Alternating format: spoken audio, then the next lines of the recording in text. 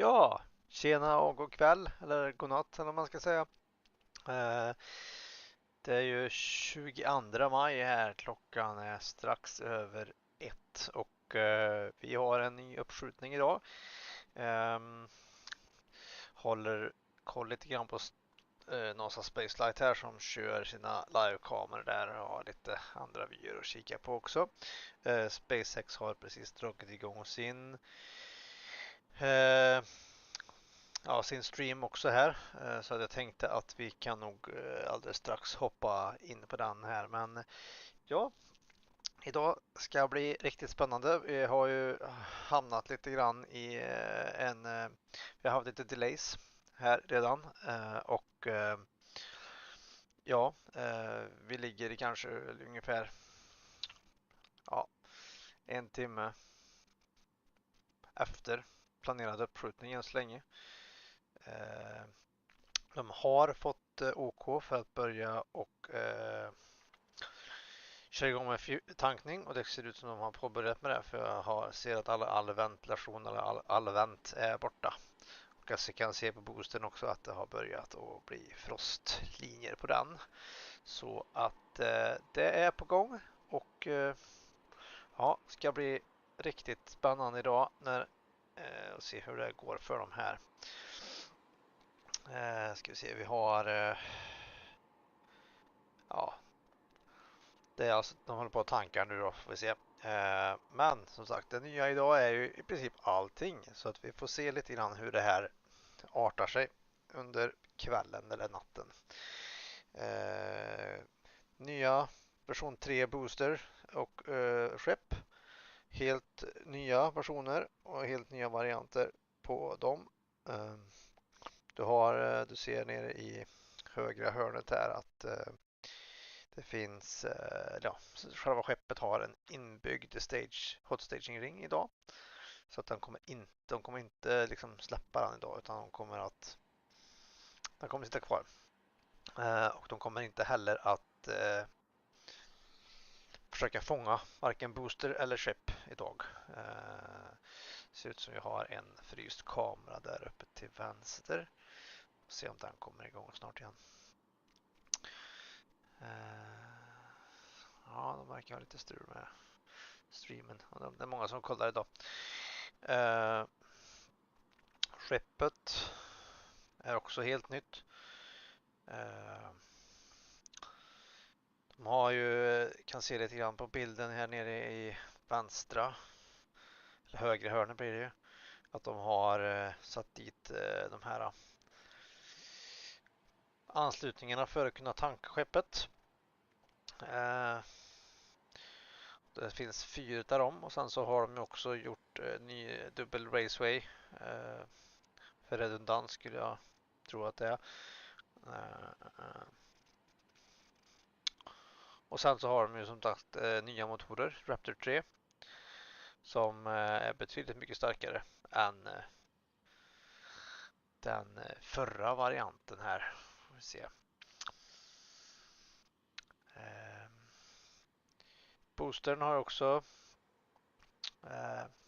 nya motorer. Och vi har även ett nytt torn som ska skjuta upp härifrån. Det har precis blivit klart kan man säga. De har kört en massa tester. Det här har nog inte, det är nog inget skepp som blivit testat så här mycket hittills. Och det ser jag positivt på faktiskt då. Jag vill se nästa timelines sker här då när det är T minus, ja, T minus det står inte, men det blir ju T minus 21 minuter. Då kommer vi att påbörja engine chill.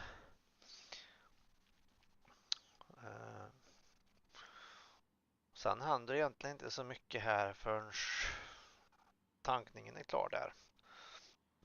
Som är 2 minuter innan start.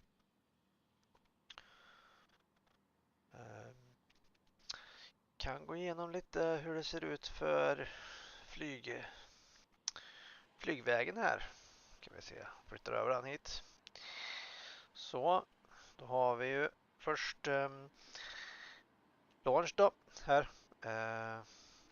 Jag har ju tidsperioden här då, lift off. Max Q sker 45 sekunder efter. Ska vi se, har de inte någonting här på. 2 minuter, super heavy Miko. Alltså, ja, most engine cut-off då. De kör ju alla utom 3, brukar de göra. Och efter det då så blir det ju hot staging. Och Boostern kommer då göra sin flip manöver. Och sen en boost back burn. Och precis landa i vattnet. Hoppas att allt går bra. Det här som sagt ska bli riktigt spännande. För det är som sagt första gången de kör med den här typen av booster. Och första gången som Raptor-motorerna används på riktigt här då. Så det ska bli... Jag tror att den här raketen kommer typ nästan flyga av alltså Ground Zero där. Så att det här ska bli väldigt intressant. Efter det så har vi då som sagt super heavy boost back burn, super heavy boost back burn shutdown i 3 minuter. Jag kommer också gå igenom de här sen allt eftersom det här utspelar sig. Landing burn 6 minuter efteråt. Så har jag alltså bara 6 minuter upp och ner. Rätt fort det. Landing burn shutdown nästan 7 minuter. Sen har vi då Starship, alltså skeppet som har sina motorer som stänger av. Sen har vi Payload Deploy Demo 17 minuter in. Den ska också bli intressant. De ska köra iväg ett par satelliter där som också kommer ha kameror på sig den här gången. I alla fall 2 av dem. Får se om jag hoppas på kommer dit. Som sagt, det här är ett test av helt ny hårdvara. Så att det finns chans att inte det här alls går bra. Men vi hoppas att de har lärt sig efter de 11 tidigare flighterna hur de ska bygga det här skeppet i alla fall. Sen så har vi då, ja det där tar ju en stund då, 10 minuter för att göra de här satelliterna ska ut. Det är ju inte riktigt satelliter, det är dummies och sen så är det någon form av hybrid där. Sen så har vi då en demo av att tända upp en motor som de brukar göra. För att se att de klarar av det. Det sker ungefär 10 minuter efter att det är klart med när de har lämnat ut satelliterna där. Ja. Och sen så 47 minuter in då har vi en Starship. Då kommer jag alltså se det här med att den kommer gå igenom plasman igen. Hoppas den överlever och att alla förbättringar har gjort att det här blir ett pålitligt system. Och sen kommer vi att sakta ner här framöver och sen så har vi en landing burn som sker ungefär 1 timme och 5 minuter efter start. Och sen har vi då landing flippen som kommer. De kommer ju åka ner med magen först i belly. Ja, han kommer åka ner med magen för att sakta ner sig och sen så kommer den köra en landing flip. Så får motorerna ner mot vattnet och så kommer den landa i vattnet. Så ser det ut. Som sagt, jag kommer att lägga ut det här medan videon utspelar sig. Får vi se om vad som händer. Men nu tänkte jag här att vi alldeles strax ska hoppa in på SpaceX stream här så får vi se vad de säger. Då kommer jag mer kommentera lite grann emellanåt vad de säger. Annars så kommer jag också lyssna. Så får vi se lite grann. Jag ser att det går bra med att tanka. Jag har fått frostringar på både skepp och booster så allting ser okej ut där. Klockan stämmer också någorlunda. Den här streamen som ni ser där ligger ungefär 20 sekunder, ska säga inte 20 minuter, 20 sekunder efter SpaceX stream där. Den kan ni också kolla på, men vill ni höra mig snacka lite om det här så är det bara att lyssna vidare. Som sagt, jag har ju inga egna kameror där borta utan jag kör på NASAs kameror och tillsammans med SpaceX. efter flygningen, beroende på hur det går, brukar kunna se, jag vet ju hur det här ska, jag känner, ja, jag tycker att jag är rätt bra informerad om hur Starship och det här funkar, och jag ser lite grann när det går, när det händer saker som inte ska hända. Så jag tänkte att efter att det här testet är klart, om inte allting går helt planerat, så tänkte jag köra en liten analys på hela färden här. Ska vi se hur det går. Men jag tänker att vi hoppar in på SpaceX Stream och ser vad de säger där.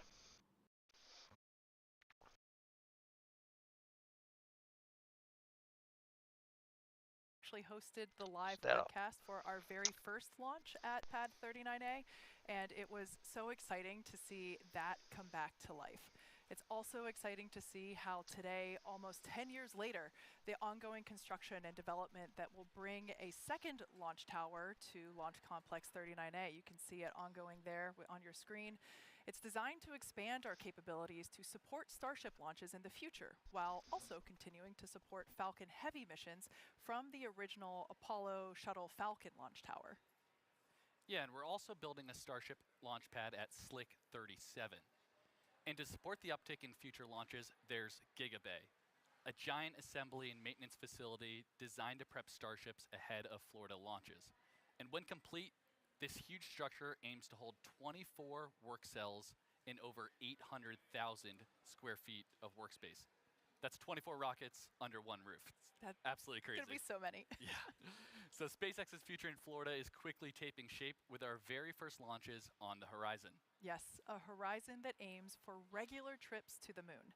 Now, staying with the lunar conversation, we're going to head back up to Dan, who has Starship Vice President of Engineering, Bill Riley, our favorite webcast visitor, to talk about the moon. That's right, Kate. Yeah, crashing the webcast again. Bill Riley, VP of Starship Engineering. Thanks for coming, Bill. We wanted like a couple of minutes to geek out about the moon. Like Artemis 2 just flew humans around the moon for the first time in like 50 years, more than 50 years. I personally was wildly caught up in it. I don't know how you felt about the whole thing. Yeah, I found it really inspirational. I think part of being a spacefaring civilization is being out there exploring, and I thought Artemis 2 got us back to the moon and back exploring and being out farther than we had been before. It's always wild when you see space stuff kind of break through into the mainstream, and like it felt like that really did it. And I mean, that's going to continue happening. We're looking at a higher cadence of missions in Artemis, and Starship's obviously going to play a pretty big role in the entire Artemis program. But like, what's kind of next on the horizon? I think what's exciting about Artemis 3 is you'll see the landers introduced now. So, maybe we're talking to NASA about doing an Earth orbit rendezvous where the Starship-based lander could be in proximity to Orion or even more. I think that's really the next step. Prove out those landers close to home in Earth orbit, and then looking ahead, going to the moon. And we're debuting V3 now, and just some of the stuff that's now on this version of Starship is going to directly enable some of that, or it's planned to, correct? That's right. So V3 is exciting because it really introduces it's designed to introduce all these fundamental foundational features that allow us to go out past the Earth. So for example, there's many features, but some that are visible are the docking adapters below the PES door that you'll notice on the as-built ship. And then as we look out past V3, there's other configurations of Starship. There is a tanker that takes the propellant to dock with the lander that will land on the moon. And think of the on-orbit propellant transfer as sort of like the gas station in the sky. And then that gas station will be what we call the depot. And then the plan now, and the plan's been, but it's really emphasized now, we're not just going for flags and footprints, we're talking permanent infrastructure on the moon, right? That's right. We have to build up to that capacity. So the first landers will be, a new set of boot prints to kind of start a new generation of explorers. Then we'll build into cargo landers like you see here, maybe bringing down a rover to the surface. Some infrastructure might even be staying inside the landers. And then as we look to an even brighter future, having a permanent presence in a moon base. Yeah, I'm ready for the moon base. I need to go to the moon. That's definitely in my. It sounds like a hell of a week-long vacation or one heck of a trip. But and I mean, this is this is the next step on making life multiplanetary, right? Absolutely. It's literally the next planetary body we need to get to. So. All right. Well, thank you so much, Bill. I'm going to let you jump back in there as we get ready to launch this rocket. Thanks for nerding out on the moon with me for a couple of minutes. But we're not done. We got a little bit of more cool news. Stick around. Last year, the From-2 crew made history. They were the first astronauts ever to explore Earth's polar regions from space in Dragon. I got to catch up with that mission commander from that, Chun Wang. He was visiting one of the most remote places on the planet, and he had some exciting news.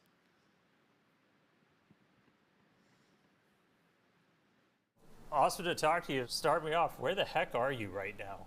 Thank you for joining me to Boostern Island, and this isolated island in the South Atlantic. It's arguably the most remote island in the world. It looks super isolated. You're only there with a couple of people. Kind of feels like a space mission to me. So let's just jump right in. You are going to be on the first interplanetary mission on a Starship. So it's going to be a flyby mission of Mars. So a lot of people are talking about how Mars will be like. We're going to fly to Mars, we're going to land on Mars, we're going to build city on Mars. But let's get it started with a flyby.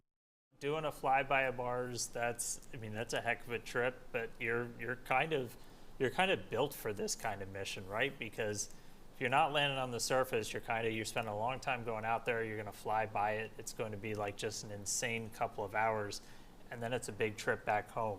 How are you kind of built to handle this kind of a journey? This actually my style of spiral. I can stare at the map view on airplane all the way from takeoff to landing. So I think I'm enjoying the trip. So it's not just the Mars flight, you're also going to be taking a trip around the moon, right? So kind of do that step before heading all the way out to Mars. Yes, because even though it's just a flyby, it will try a lot of things that never been attempted before. How do you kind of see these types of missions in kind of the grand scheme of everything? It will light the fire. It will ignite imagination, and it will build the momentum. After we come back from Mars, you'll have an opportunity to take some real photos of Mars. Mars will no longer become a distant space. It will become reality. Well, Chun, thanks for calling in from the other side of the planet. Super cool location, super cool to talk to you, and exciting. You're going to get on Starship. You're going to go around the moon and then do the first flyby of Mars. It's insanely exciting stuff. Yeah, looking forward to that. Oh man, fireworks indeed. Just incredible to be one of the first humans to become an interplanetary traveler while also joining Starship's first mission to fly past the moon. Yeah, Chun is certainly a one-of-a-kind explorer. And it's even more exciting to know everyone can join a future Starship mission. Yeah. If what you just heard excites you, challenges you, inspires you, we'd like to hear from you. Come join our team. Be one of the people walking past us out to the lawn to watch the world's best rocket launch. Help shape the literal future of humanity. Now, we need the best and the brightest, and we need you right now. Yeah, and we have tons of openings all across the company where we're looking for talented engineers and technicians at all of our sites, including McGregor, Texas, where we test every single one of these Raptor V3 engines behind us. Bastrop, Texas, where we build and assemble Starlink user terminals. We also need help up in Redmond, Washington. That's Starlink's global headquarters, where, among other things, we manufacture Starlink satellites. If you like the fall weather, that might be the place for you. And as you've seen throughout today's show, there is a tremendous amount of activity happening right here at Starbase, Texas. Here and everywhere, it's all part of the incredible opportunity that we have to build the future of humanity. Yeah, so if you're interested, visit spacex.com/careers to see these and all of our other openings. Now I can tell you that the crowd is certainly starting to grow. Behind us, you see the launch pad there for yourself. Once again, this is the first flight test of Starship version 3. This will be the first time that we are debuting this booster, this ship, the launch pad that you see there.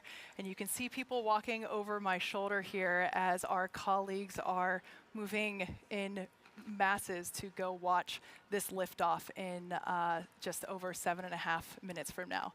It's pretty exciting stuff. It's pretty exciting, and as a reminder, we're only a mile and a half away here, so we are very close, about as close as you can be, and we're definitely expecting to feel it. Sorry to interrupt you, Jake. Hi. Do we have a mic? Hello, for those of you that might not know. How are you guys? Welcome, Nikki. It's so nice to have you here. It's a pleasure to be here. Oh my gosh. What do you think the Barbs are going to say when they see you here at Starbase? They better say all good things. But they're going to be excited, and they're probably going to want to come themselves next time. I mean, anybody can come and watch the launches. It's super accessible to the public. So Ja, nej, men det, som sagt, de har ju faktiskt flera sajter de håller på och bygger, och det ska ju bli, ja, nej, men de har ju jättemycket grejer de ska börja skjuta upp från många olika sajter. Så att, ja, 6 minuter kvar där, så att 6:22.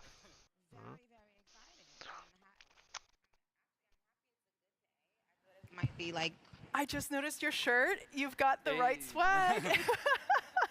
I love this shirt. It's a great shirt. I have one as well. And it's a great name, Starship. I mean, how did you predict the future? Starships are meant to fly. I do not know. But major shout out to Elon. Elon, thank you for everything that you're doing for humanity. He's the man, for sure. Okay. Well, thank you so much. All right, I'll see you guys We want to watch later. the launch with you, Okay, yes. so we'll take this back because this is too loud to take outside. Wow, what a moment.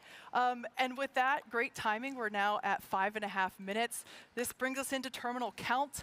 Dan, man, the anticipation is certainly growing here in the lobby and out on the lawn. What is it like up there? Yeah, we are ready to go. We are getting into the final phase of our propellant loading. We are almost entirely full on ship on our main, still doing the header tanks, and we're looking well in excess of 90% of the booster, so we are looking good. Still not tracking any range, any weather issues today, not tracking any technical problems on the vehicle, on the launch pad, looking good for liftoff in just under 5 minutes. Once we're done with propellant loading on the booster, you have over 11.5 million pounds of that liquid methane, liquid oxygen on those 2 stages. After that, we have to essentially get the pad ready for launch. We'll do something called pushbacks where all of those lines... Ser att vi har fullt tankad booster i princip. Nej, det var lite kvar på, inte på vätet då, eller man ska säga vätet, jag vet inte. Det är bara crayon, alltså ja, flytande kväve som är kvar.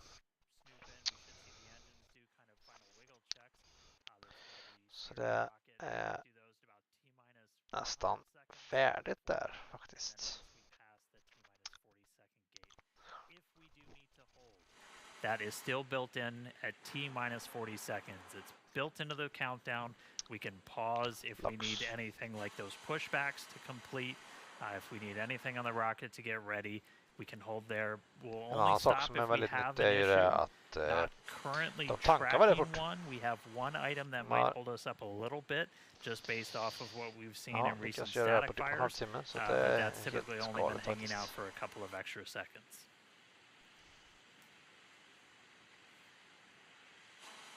And then once we pass T-minus 40 seconds, a lot of things will happen in rapid succession. Yeah, that moment is called the QD, or quick disconnect vent gate. That's when we clear all the gas commodity lines that connect the pad to the vehicles. both the ship and the booster configure their comm systems for flight and are rapidly running leak checks on gas and fluid tanks. The booster goes to internal power and its engines get their final priming for launch, while the ship's engines begin their ascent bleed profile and arms the automatic flight safety system. Yeah, and once we pass T-minus 40 seconds, we still have the ability to rapidly recycle the count under certain conditions back to T-minus 40 seconds and hold there to assess what happened, review the data, and decide if we can proceed again all the way down to T0. We estimate we have around 5 minutes of hold time there. The flame diverter on pad 2 activates at around T-minus 17 seconds, and it enters what is essentially the point of no return at T-minus 10 seconds. And there's a chance we could recycle, but the closer we get to T-minus 10, the lower that chance becomes. All right, we are coming up on 2 minutes. We have completed propellant loading on the booster, just shut down the fuel pump for loading onto the ship, so we're closing all of that out now. 2 minutes to go. One kind of exciting aspect to V3, we're not going to start the engines up in kind of different sets. All 33 of those Raptors going to turn on all at once. And you're going to see the booster move off the pad a whole lot quicker. Kan bara tjoff, skjuta iväg. Once again, if you've just joined us, this is the first flight for version 3 of Starship. The ship, which is the upper part, the black part there at the top, the booster, which is the part below that, have been completely redesigned, as well as the launch pad that you see it sitting at, as well as the engines that power both the ship and the booster. Today's test flight is a massive step forward in our developmental program. Ska bli All intressant right, and också we're att se. coming up here on T-minus 1 minute. So let's go to the pad and let the rocket do the talking as V3 fully comes alive. Det ska bli intressant där, för som sagt, det är ju en inbyggd hot staging-ring nu.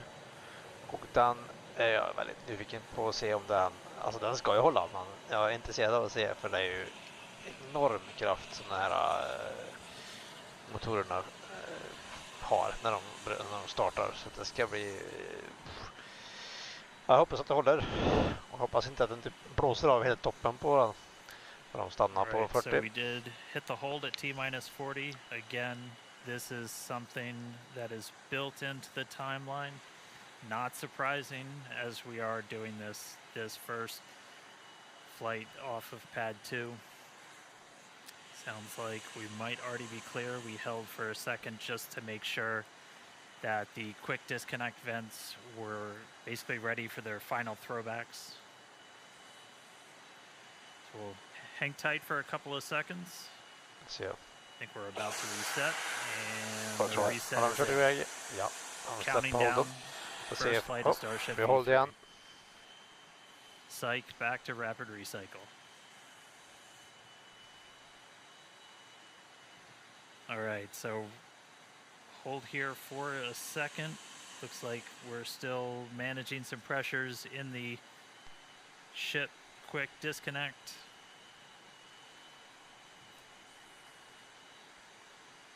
Man har haft lite problem under de här dress reversal. All right, still going to hang out for a couple of seconds here at T-minus 40. Again, not surprising. This is new vehicle, new pad, doing all these things for the very first time.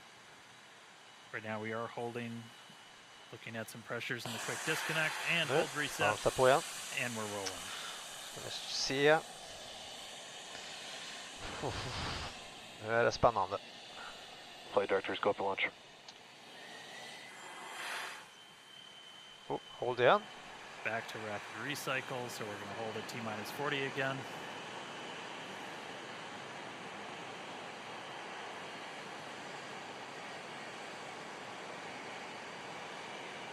Hang tight for a second, we'll see what tripped this last one. As a reminder, we can hang out for quite a few minutes at T-minus 40 if we need the extra time. You're not actively loading propellant onto the vehicle anymore, so the main thing you're kind of keeping an eye on is all of the temperatures inside those propellant tanks.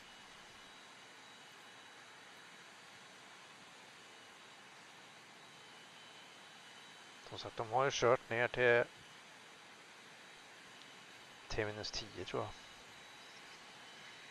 Startat de här vattenbassängerna eller vatten.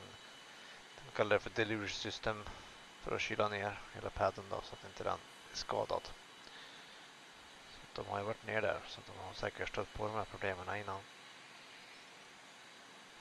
All right, we're continuing to hang out here at T-40. Kom igen.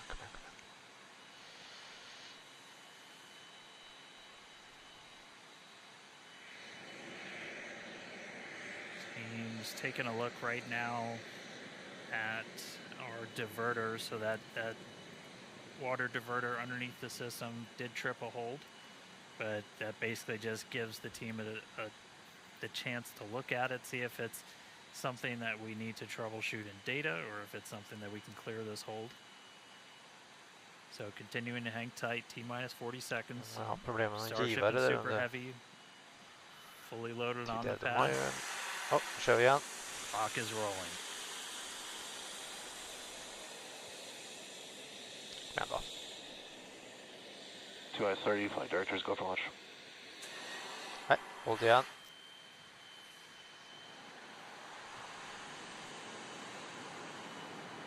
And we kick back to rapid Ja, det är samma recycle grej som står. again. Again, just a reminder, said it before, new pad, new rocket, learning new things about this hardware, performing in the flight environment. Taking a look at some of the sensors on the arm that manages the quick disconnect to the ship.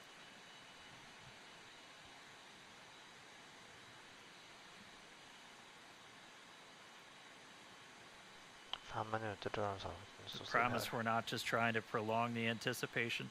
Team's taking a look.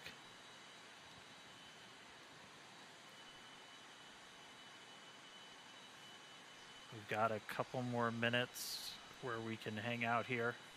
Again, it's not an unlimited time to pause at T-40. We're keeping an eye on the propellant temperatures inside the vehicles. So we've got probably about 3 minutes or so left of hold time.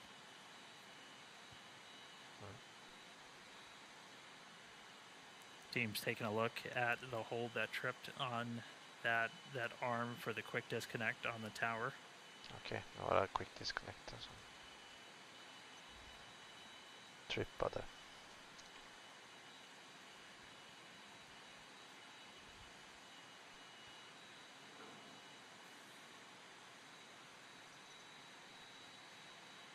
Jag vet inte vad det blir en scrub om man kör, om man måste vänta så länge eller ifall de gör en recycle på den. Alltså man backar bak. Continuing to hold, we've got a couple minutes to try and clear this issue.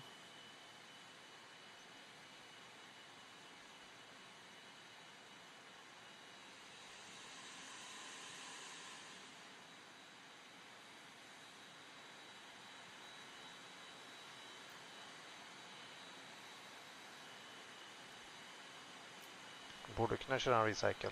De har ju inte hur mycket tid på sig som helst dock.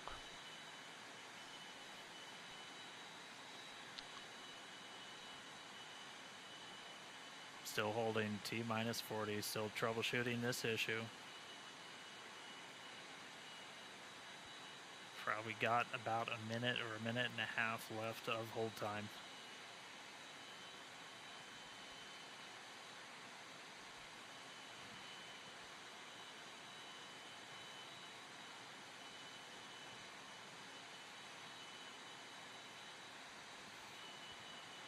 Kom igen då.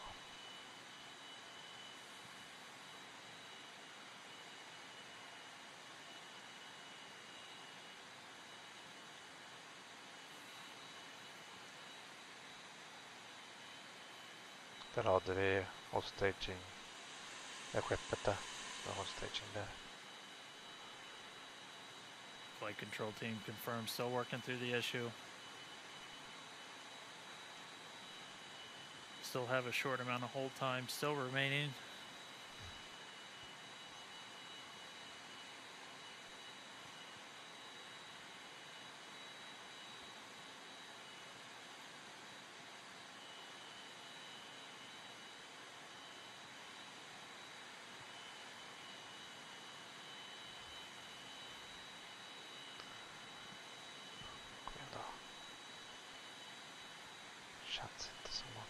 lyckas med detta.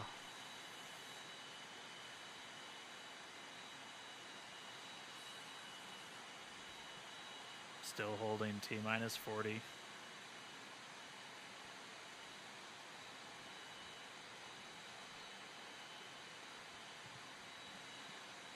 Så tornet kommer börja vänta där. Släppa ut lite.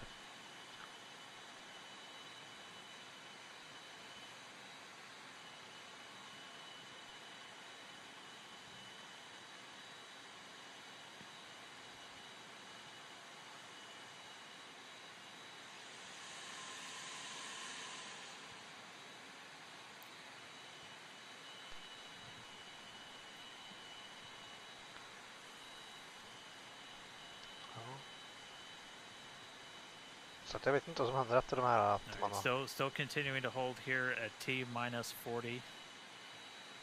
While we do that, the team's looking at temperatures of the propellant inside those tanks. We kind of check that against simulations that we've run in the past. There's some margin in those. We're still holding, no decision yet.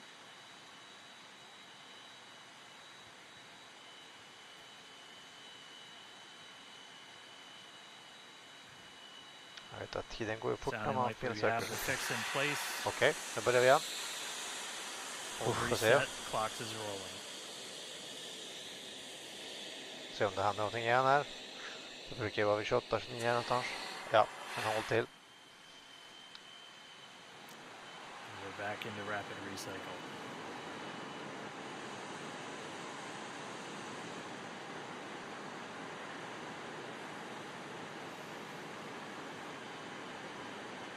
Vad är det för rapid All right, recycle? we're back at our T minus 40 hold.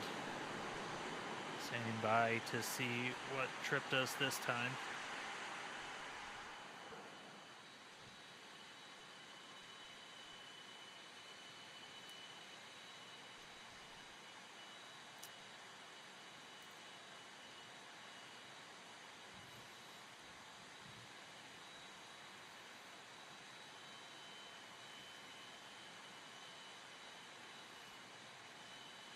All right, it is sounding like we are not going to be able to clear this issue in time today. So we are going to be standing down from a launch. Så där ja. So if you're just now joining us, we got the vehicle totally loaded. We hit a couple of different holds as we work through that count. Again, new rocket, new pad. We're learning about a lot about these systems as we execute them for the first time, and we're not able to basically troubleshoot all of these issues in those final seconds to get to launch. But that essentially makes this a wet dress rehearsal. We were able to fully load the vehicles, and we're going to take the time now, figure out what tripped us up before launch, and then actually get into a flight tomorrow. We do have the ability to essentially rapidly recycle. We are expecting to be able to make another flight attempt tomorrow, but obviously stay tuned to our social media at SpaceX on X and our website, spacex.com, for updates. So no flight today. Var det slut för idag. Tråkigt, men så kan det vara. Ja, jag har inte så mycket mer att säga heller då, så att jag avslutar också streamen här. Och ni får ha en trevlig kväll, och så hörs vi nästa gång helt enkelt. Ha det fint.